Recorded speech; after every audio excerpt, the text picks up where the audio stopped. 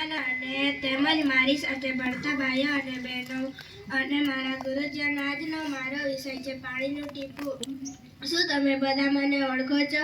હું તમારા ઘરમાં જ રહું છું અને તમારા ઘણા બધા કામ પણ કરું છું.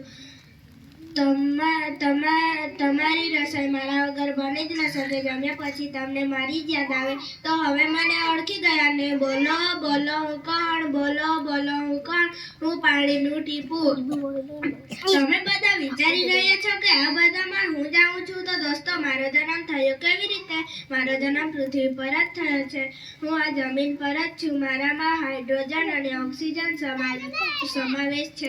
હું આ જમીન પર જ છું. તમને પેલા આકાશમાં કાળા કાળા વાદળ દેખાય છે? હું એમાં મારા સાથી સાથે રહું છું. પછી તમારા સુધી આવું છું. આ જુઓ, આ પાણીની બોટલ, એમાં પણ હું છું. મારા કારણે જ વીજળીની શોધ થઈ હતી.